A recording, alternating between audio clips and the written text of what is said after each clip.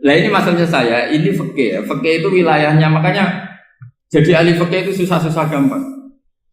Jenengan jangan hanya berpikir protes dengan ketentuan fikih, mengkaji yang sebanyak-banyaknya itu tadi.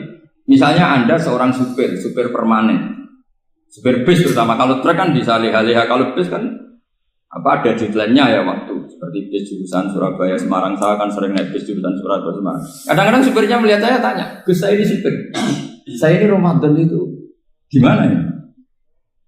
Ya saya sudah ngerti setengah nakal, dan senengnya dijawab rasa poso ya saya tahu ya. Tapi masalahnya secara fikih kalau kamu mengatakan kamu harus puasa terus, kamu melanggar konstitusi ilmu. Memang musafir punya diskon? Boleh? Tidak puasa. Pertanyaannya, bayarnya kapan? Sawal ya nyupir lagi, Zulqa'dah nyupir lagi, nanti sampai Ramadan ya. Nah terus, ya pas kamu cuti, biasanya cutinya pas sakit, boleh diskon lagi karena sakit. Coba. Nah, andai kan Anda jadi ahli fikih milih zaman. Lo kalau orangnya soleh terus kayak ustadz di sini kayak dosen UI kan, masa dosen UI Universitas Islam nggak Islami kan nggak mungkin. Mungkin memilih poso kan. Masalahnya ini kan hukum untuk orang kebanyakan, nggak boleh hukum musuh gak kuat. Sahur jam 3:30, ngombe vitamin pokoknya harus kuat. Itu udah hukum, itu saran. Hukum itu beda dengan saran. Hukum itu hanya berpijak musafir itu boleh store. Kalau saran memang boleh, ya usahakan kamu makan 3:30 pas fit, nyupir. Terus kalau nyupir selesai jam 10 nanti istirahat. Memangnya majikan bisa ngatur jamnya? Itu fikih. Maka menjadi perdebatan yang namanya pergi itu apa? Menurut Imam Syafi'i pergi itu ya dari rumahnya ke tempat yang asing yang tidak wilayahnya namanya pergi. Menurut Imam Ahmad bin Hanbal enggak. Pergi itu tidak kerja. Jadi orang yang supir yang seperti itu namanya tidak pergi tapi kerja. Tanyakan ke publik, misalnya jenengan ke UI, istri kamu atau suami kamu ditanya, istri kamu kemana? Kira-kira jawabnya bilang pergi jalan-jalan apa bilang kerja? Kerja. Makanya kata Imam Ahmad bin Hanbal, mudi mustafar atau orang yang berprofesi, yang profesinya memang harus pergi, kayak traveling atau supir, maka itu namanya tidak pergi, namanya itu kerja. Karena apa? Sekali distatuskan pergi, maka ikut status yang dikatakan Allah dan Rasul dapat diskon boleh tidak puasa. Maka terus kita debat tentang definisi. Nah definisi ini penting, karena yang menjadikan hukum rubah itu definisi. Misalnya gini mbak ini ngaji saya. Statusnya kalau pakai status saya ajnabi, orang lain, babak ajnabiyah, maka hukumnya saya melihat babak ini haram karena statusnya ajnabi melihat ajnabiyah yang tidak mahram. Tapi kalau di fikih itu ada statusnya. Di antara lelaki boleh muwajahah sama perempuan adalah 1 untuk belajar, 2 untuk muamalah, 3 untuk kesaksian, 4 untuk pengobatan. Itu kan ada pengecualian. Sehingga statusnya sekarang Mbak itu belajar, apa ingin melihat Gus Bah atau Gus Bah itu mengajar atau ingin melihat itu statusnya bisa rubah. Makanya kalau sebetulnya kalau kita marung di warung misalnya Padang, kita nggak pilah-pilah, kebetulan pelayannya perempuan itu masih bisa dikhilah secara fikih. Saya muamalah marung, cuma kebetulan penjaganya. Tapi masalahnya Pak ini punya daftar penjaga yang cantik, itu masalah. Maka pertanyaannya itu marung ke situ demi marung. Apa demi melihat? Tidak jawab saja. Demi marung apa demi melihat? Kalau demi marung supaya kenyang, penjaga yang sangar-sangar juga banyak. Akhirnya kalau demi makan, penjaga yang cowok kan banyak. Kalau demi melihat, berarti yang dihitung kan niatnya. Berarti karena muamalah apa karena melihat? Melihat. Itu status. Jadi makanya kalau mudi musafar itu namanya orang pergi atau orang kerja? Orang kerja. Maka menurut pikirannya Imam Ahmad bin Hanbal seperti itu harus puasa. Karena dia adalah pekerja, bukan musafir. Lalu dalam masalah jumlah 3 hari misalnya. Kalau dalam fikih kita, nggak saya kenapa ngomong fikih terus ya, karena banyak yang melupakan fikih. Jenengan pergi haji. Zaman Nabi haji itu jamak dan qashar terus. Padahal hajinya Nabi itu, haji itu minimal kan berapa hari minimal itu? 9, 10, 11, 12. Sebenarnya haji itu minimal hanya 4 hari. Karena 13 Dzulhijjah bisa nafar apa? Awal. Kalau nafar awal berarti nggak ada kewajiban nafar sani. Berarti yang wajib betul kan 9, tanggal 9 wukuf di Arafah, terus 10 biasanya ifadah sama balang jumroh apa? Akobah, terus 11, 12 itu kan sudah boleh cabut karena apa? Nafar apa? Awal. Berarti nggak usah nafar apa? Sani. Berarti hanya berapa? 4. Tapi Nabi haji di Mekah Medina itu sampai 40 hari karena perjalanan. Pertanyaannya ketika Nabi menjamak dan mengqashar itu cara Imam Syafi'i lis safar. Karena Nabi orang Medina datang ke Mekah dengan jarak 460 kilo, maka Nabi boleh jamak dan qashar. Jadi pikiran Imam Syafi'i, jamaknya Nabi itu lis safar karena pergi. Cara pikiran Imam Malik enggak, jawabnya Nabi itu lin nusuk. Nabi menjamak sholat itu karena melakukan ibadah haji. Efeknya adalah orang Mekah kalau haji itu cara Imam Malik meskipun jaraknya dekat boleh apa? Boleh apa? Qashar, boleh jamak qashar. Lalu terus ada pertanyaan fikih lagi. Lalu jamak qashar itu karena pergi apa karena masyaqqah? Karena repot. Coba kalau sampean kira-kira jawab. Misalnya kita orang kaya bawa uang 1 miliar naiknya Alphard, ada supirnya, ada ajudannya. Pergi di jarak 100 kilo. Masyaqqahnya kan tidak ada sama sekali, apalagi di tol kebetulan nggak macet. Kira-kira boleh jamak nggak? Boleh Gus karena pergi, tapi kan nggak ada repotnya sama sekali. Dibanding misalnya yang ngebis bawa beras 1 pintal gitu kan, udah gitu suruhan orang lagi kan pusing. Maka fikih ini untuk memberi hukum itu kalau fikih itu menstatuskan dulu. Ini orang boleh jamak itu karena masyaqqah apa karena safar. Lalu kalau setelah karena safar itu karena jaraknya apa tingkat masyaqqahnya. Kalau karena jaraknya ya tidak juga. Tidak juga gini maksudnya. Mungkin Anda tidak pernah terpikir begini. Kalau saya mau ke Jakarta, kemudian sampai Purworejo itu sudah waktu zuhur. Saya boleh nggak zuhur di situ sama saya? Boleh kan? Padahal perjalanan saya belum capek. Hanya nunggu boleh jamak itu setelah kita menempuh jarak itu apa menuju, sedang menuju dan niat. Sedang menuju dan niat. Misalnya saya mau ke Jakarta, saya orang Sleman mau ke Jakarta, itu sampai mana itu Magelang itu sudah boleh jamak kan? Boleh nggak? Boleh karena saya mau ke. Nah pertanyaan secara fikih mungkin ada tidak terlintas. Ternyata ditelepon sama istrinya nggak jadi pergi. Padahal sholatnya kadung di jamak, zuhur dan asar. Apakah setelah di rumah sholat lagi? Sama nggak pernah mikir gitu. Karena tidak nekuni fikih. Jadi orang fikih itu sudah pusing, makanya jangan diprotes terus. Kita ini sudah pusing, tapi orang itu enak aja protes terus. Tidak menurut jenengan nanti wajib sholat lagi enggak? Dia bolehnya jamak kan berdasar berstatus musafir. Ternyata setelah Magelang ditelepon istrinya enggak jadi. Dia kadung sholat zuhur dan asar. Setelah pulang masih jam 1. Terus ada asar, wah sholat. Kalau menurut Anda sholat lagi apa enggak? Jangan saran. Kalau saran, wah sebaiknya sholat lagi. Itu tidak hukum, itu saran itu namanya. Saran dengan hukum beda. Sholat lagi beda. Loh, ketika ada jaga itu berdasar malas atau berdasar hukum? Apa?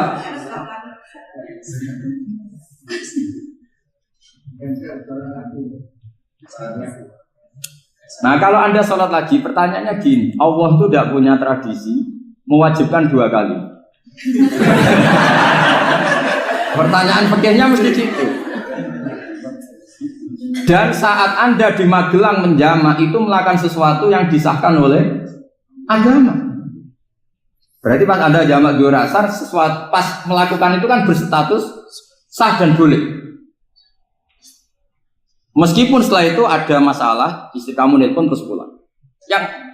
Tapi pas itu kan sudah dinyatakan oleh malaikat sah, Anda sudah zuhur dan asar. Kalau melihat itu tidak wajib mengulang.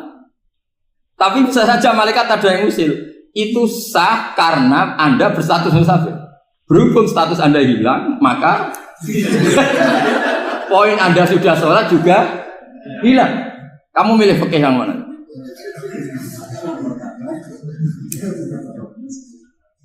Jadi peneliti fikih itu beda dengan orang-orang yang mendengarin protes. Beda karena nekuni. Nekuni itu beda karena ada konsekuensinya. Makanya fikih itu sampai saya punya kitab fikih itu dikarang satu orang itu jumlahnya 20 jilid. Per jilid itu segini. Jadi satu meja ini dikarang satu orang. Itu mulai yang presisi, yang detail sampai yang khayal. Yang khayal juga ada. Yang khayal itu tadi beliau banyak menghayalkan diri. Suatu saat Anda datang ke Mekah itu hanya butuh waktu 20 menit. Zaman itu belum ada pesawat. Lalu boleh gak jamak? Boleh gak nakal? Nakal itu begini. Sampai orang kaya punya jet pribadi. Misalnya Anda Ronaldo masuk Islam, orang kaya. Itu bisa gak puasa? Karena begini. Misalnya dia orang, contohnya orang Arab. Orang Arab, jangan orang. Ya contohnya itu dibalik saja. Di sini itu kalau imsak jam berapa? Imsak Ramadan jam berapa? 3:30 aja biar aman ya. Kalau 3:30 kan masih imsak. Dia terbang ke Mekah. Jadi orang sini puasa jam 5 kan mulai puasa. Dia terbang ke Mekah kan masih malam. Makan terus dia. Mekah mau ada matahari terbang lagi ke barat. Karena dia menghindari berstatus puasa. Atau sebaliknya, dia orang Mekah jam 12 puasa. 12 siang puasa. Dia, wah kalau 6 jam lagi buka, bisa barangnya saya. Terbang ke Indonesia. Ke Indonesia terbang baru 1 jam, di sini sudah buka. Itu khayal. Jadi itu ada khayalnya. Itu lama dulu, sebelum ada pesawat sudah mengkhayal gitu. Bolehkah orang yang di Masyriq ke Maghrib demi itu? Kalau Anda jadi Raja Salman jam 1 kok sudah nggak kuat apa? Puasa itu diberi saran terbang ke Indonesia. Itu kalau pakai jet kan nggak sampai 9 jam, 1 jam ke Jakarta. Sudah ada wow akbar. Bukan. Boleh enggak? Lo mau kamu enggak bilang, oh enggak boleh. Wong di Jakarta sudah huruf samsi. Masa sudah matahari terbenam orangnya enggak boleh? Bukan. Leja. Apa? Kalau resikonya gini, sampean mungkin nggak mikir. Resikonya gini, kalau dia berstatus musafir, bolehnya buka karena musafir. Pertanyaannya dia wajib bayar. Kan musafir bolehnya kodok nanti harus bayar. Tapi kalau dia buka normal kan tidak harus bayar. Beda efek-efeknya beda.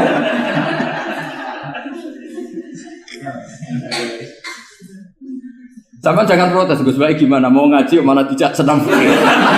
Ini kan ngajinya para dosen, para pegawai. Jadi harusnya itu jadi mufti, ngaji untuk jadi mufti. Bukan ngaji untuk mendengarkan. Jadi makanya saya mohon jangan sering protes sama ulama. Ulama sudah pusing. Karena efek-efek hukum itu tidak gampang. Kayak tadi misalnya, kalau dia boleh buka atas nama musafir, resikonya wajib bayar. Masalahnya Raja Salman ini mau enggak gitu. Dia inginnya. Maka pertanyaannya itu kitab yang milik saya tadi yang 20 jilid tadi. Ulama itu mulai dulu sudah membayangkan bagaimana kalau suatu saat ada satu kendaraan. Kenapa ulama bisa membayangkan itu? Karena ada buruk. Meskipun mereka enggak numpak buruk, hanya Rasulullah, tapi kan bisa membayangkan ada toyul waktu. Waktu itu bisa dilipat. Karena ulama dulu ahli astronomi, jadi bumi itu bulatnya gini, muternya gini. Berarti suatu saat ada satu ilmu di mana orang ngambil satu posisi terus melewati toyul waktu, ngalami lintasan waktu. Mulai dulu itu sudah dibicarakan. Pertanyaannya lalu status orang ini kayak apa? Misalnya tadi orang Mekah ingin cepat buka terbang ke Indonesia. Orang Indonesia menghindari imsak, misalnya 3:30, dia belum sahur. Wah kalau saya di Indonesia ini sifatnya sahur. Wah saya tak terbang ke Mekah. Enak kan terbang di Mekah ternyata masih jam 8. Wah bisa makan sepuasnya jam 8 malam maksudnya jam 20. Pan enak dong. Bar wareg balik ning Indonesia wis jam 1 siang. Jam 1 siang kalau ingin cepat buka terbang ke timur. Langsung buka. Berarti dia kira-kira puasa aja 3 jam. Tapi terus ya mungkin kalau sampean, lalu Gus sudah repot-repot ngono tinggal turu delok sinetron kok buka dhewe. Itu tidak hukum, saran itu namanya apa? Kalau hukum tetap tadi yang dikatakan puasa adalah imsak, mulai jam imsak sampai hurubus. Lalu pertanyaannya lagi, hurubus samsi sampai imsak itu konversi jam apa nyata-nyata hurubus samsi? Kalau yang diliwati khatul istiwa itu nyata, fi'lan kalau dalam bahasa Arab fi'lan awaqiyan. Tapi kalau Anda orang kutub, saya sering kirim-kiriman surat sama mufti-mufti yang ada di Timur Tengah, di Eropa, konsultasi maksudnya. Orang kutub itu kan tidak ada matahari, tidak ada apa-apa. Jika kalau Anda baca kitab di kutub, mesti Gus Bak jangan pembohong. Misalnya orang kutub ngaji saya, kamu harus subuh sebelum matahari terbit. Sekali matahari terbit, waktunya hilang. Duhur setelah matahari agak ke barat. Asar kalau matahari terbenam, hilang waktunya. Mestinya mereka bisa bilang, mataharinya di mana? Maka pertanyaannya, boleh gak mengkonversi waktu untuk orang kutub? Jadi misalnya pola umum subuh jam 4:30. Berarti antara subuh dan qadha itu 1 jam setengah. Subuh sama zuhur polanya berapa berarti? Kalau 4:30 sampai jam 12 itu 6 sama 7:30. Berarti ya kira-kira habis subuh nunggu 7,5 jam baru zuhur, nunggu 3 jam baru asar, nunggu 3 jam baru maghrib. Berarti waktu puasa kira-kira antara jam 4 sampai jam 6. Berarti berapa jam itu? 12 sama 2 14. Oke, berarti orang kutub harus puasa 14 jam. Tidak bergantung waktu mata. Tapi ada lagi pertanyaan lucunya gini. Lalu 14 jam itu dimulai dari mana? Apa asal 14 jam? Apa harus ada konsensus setarnya? Masih ada PR lagi. Menurut kamu gimana? Ada konsensus setarnya dimulai jam 4 dini hari. Apa asal jumlahnya? Imsak 14. Mikir lagi kan, itu di Denmark itu ada satu musim di mana siang terus sampai sekian bulan, siang terus sampai orang sana itu capek. Kenapa ada siang terus? Logikanya kan tadi bumi itu saya juga belajar falak, belajar astronomi. Kalau tepaan kamu di sisi yang barat agak utara atau agak selatan, matahari ini nyentrong terus, sehingga bumi molak-malik ya kamu kesentron terus karena kita ini kan tepaan di katulis. Istiwa. Di khotul istiwa. Sebenarnya khotul istiwa itu bahasa Arab dari kata khotul istiwa. Khotun itu garis, istiwa itu tengah. Lah, Islam itu oleh Allah memang dipilih di tempat paling top yaitu Mekah. Mekah Ka'bah itu surratul ardi. Jadi sebelum ditemukan ilmu astronomi itu Nabi sudah ngendikan Al-Ka'bah surratul ardi. Ka'bah itu pusarnya bumi. Sehingga di Ka'bah itu satu-satunya area yang terbebas dari medan magnetis. Karena dari utara dan selatan benar-benar di tengah. Maka potensi jam paling akurat di dunia itu ya hanya jam yang di Mekah itu.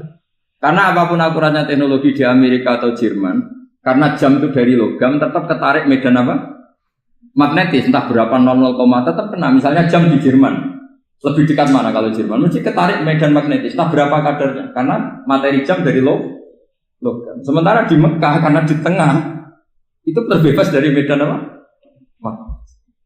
Nah, sehingga yang segaris dengan Mekah kayak Indonesia itu semuanya khotul istiwa. Nah kalau khotul istiwa normal itu artinya ya 12 siang secara umum ya 12. Sehingga ulama Indonesia kalau ngaji itu lebih gampang, lebih tidak dianggap bohong. Karena ya ada terbitnya matahari, ada zawalus syamsi, ada hurubus syamsi. Coba kalau kitab itu Anda baca di kutub utara sama kutub selatan, murid kamu bingung semua.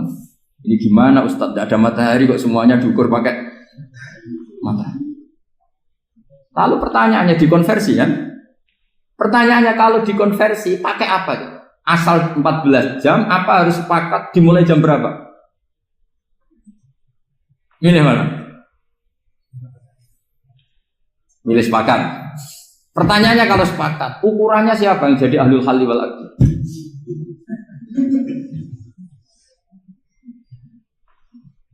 Jadi orang fikih itu sudah bingung, makanya saya mohon jangan sering diprotes. Saya pernah ketemu ulama, saya kan sering ikut komunitas di New York, itu andekan dibur, itu pas persis Ka'bah. Di buminya itu kalau dibur itu pas persis Ka'bah. Lalu pertanyaannya, ada kiblat tidak di sana? Ya bumi kan gini ya. Kalau dalam bahasa falak itu ada rubuk namanya. Rubuk itu bumi yang sewaktu itu hanya yang seperempat. Ya bumi yang sewaktu itu hanya seperempat.